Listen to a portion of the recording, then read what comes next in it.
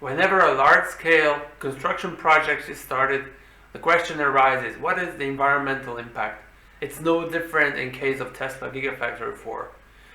Now, the results of the environmental study have come out. Let's look into it.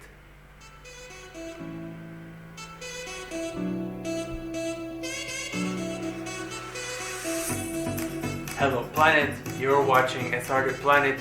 I'm Tom SRD, and today we're talking about the result of the environmental impact assessment of the Tesla Gigafactory 4 near Berlin. The official document is a comprehensive document about 250 pages long, and the study itself was completed in the month of December 2019. It wasn't published until January 2020. This is the time when this video is actually recorded. The study is very detailed and focuses on several areas related to environmental impact of the upcoming construction, from the complete supply chain, like incoming raw materials and outgoing end products in case of the automobiles, and also, of course, the impact of the manufacturing process, all the emissions, all the potential water pollution, air pollution, light pollution, noise pollution, effects on traffic, and arrangements around the construction site and later the manufacturing facility. So it's a very comprehensive document. What I'm going to concentrate on in this video is the impact of the construction on the land plot where the manufacturing site is built and on the landscape around it. The study, conducted in the scope of the environmental impact analysis, is actually part of the build permit approval procedure that Tesla is going through right now. The piece of real estate selected by Tesla for the site of the Gigafactory 4 is currently covered by a pine forest, which is actually an industrial pine forest. I already covered this topic in my previous video. The pine forest was envisioned to be cleared already in 2001 for the purposes of giving place to a manufacturing plant. And Tesla has been chosen to take this land now and use it for the construction of Gigafactory 4. There are also a few lakes and meadows in the vicinity of the construction site. The environmental impact assessment has covered the potential impact of the construction works and the future operation of the factory on these sites, natural landscapes surrounding the area, and also it has gone in deep analysis on what is going to happen to the lot itself, how it has to be cleared, prepared for the construction, and what happens to the wildlife currently inhabiting that area.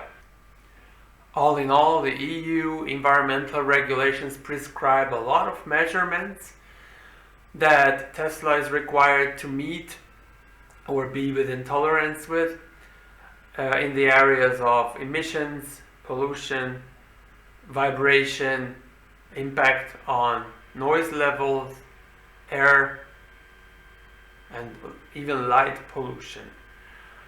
Luckily for Tesla, based on the environmental study, all of these regulations are at the moment met, which means it is likely that Tesla is going to get the build permit very soon, which is also important as the construction is imminent to begin. The forest itself covers an area of 150 hectares, which is about 380 acres, and it's partially used for recreational purposes. Now, Tesla needs to make sure that an equivalent size of forest be planted somewhere else, and also it has to be able to fulfill similar purposes to the initial forest, which is now original forest, which is now being cleared. Another side note to that is that the regulations mandate Tesla to plant additional forest because the old forest which they are cutting down has a higher ecological value than the newly planted initial forest will have. But also they have to enrich another about 110 hectares, which is about 280 acres of existing forest, pine forest, with some higher quality wood like hardwood, oak trees, beech trees, to provide a higher environmental, higher ecological value habitat for wildlife. Environmental regulations in the EU prescribe that species with protection must not be disturbed during their life cycles. They cannot be captured, they cannot be injured, and not only their grown-up forms, but also their other life forms like young or nests or hiding places. Nothing can be disturbed about them. So this is a pretty big challenge now for the construction works, because it is hard to ensure that no protected species would be in any way harmed. So what is actually being done? The procedure is very well documented in the study, and it focuses on, first of all, mapping the existing wildlife in the forest. The study has already covered this, and they have mapped the forest for existing nests, ant colonies, and hiding places for bats in the trees. They found about 400 trees with potential hiding places, holes, crevices, or separated tree bark where bats can actually hide and hibernate. They have found large birds' nests, about 7 of them, as the study mentioned specifically, and they have found 4 large forest ant colonies as well. And the study specifically prescribes what needs to be done regarding these habitats. The trees must not be touched before they are absolutely made sure that there is no protected bats hiding in the trees. So all those 400 trees will have to be investigated one by one by experts.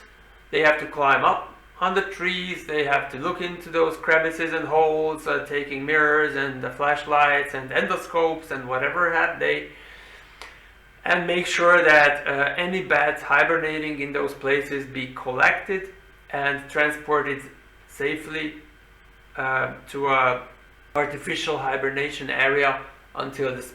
On top of that, an equivalent amount of artificial hiding places, nesting boxes, need to be placed in surrounding woods to ensure that in the future these animals, these creatures, have a place to go. Regarding the ant colonies, they have to be dug out and transported and relocated to another area in a nearby forest. And also regarding the nests in the trees, it's also important that they finish the clearing of the forest before the birds start their nesting period, because birds cannot be disturbed during their nesting cycle. So it means they have to ensure that the trees are removed before the birds start building nests, so they find new nesting place.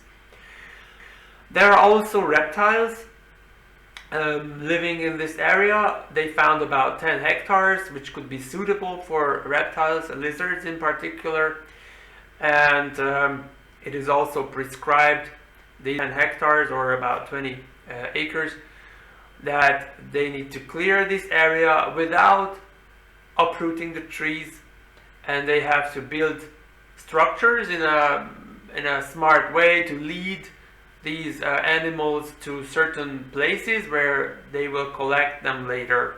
So they need to protect these areas and not start construction works and bigger disturbance of the area till April, and they can only start using that area extensively when the containment of the reptiles have finished. They are also mandated to protective fence around the complete construction site to prevent any wildlife from re-migrating and re-inhabiting the construction site while the works are ongoing. So this is all a list of measures that Tesla needs to meet to make sure that the wildlife currently living in the forest be saved, protected, and from in the future there are no other animals re-migrating, re-inhabiting the area while the works are still going on. In the future, when the production plant is already completed, it also covers the impact of the production site itself, and it prescribes kind of vegetation needs to be planted around the area to allow natural habitation of the surroundings by wildlife, especially birds and lizards. So it is pretty clear that the construction of Gigafactory 4 is very imminent.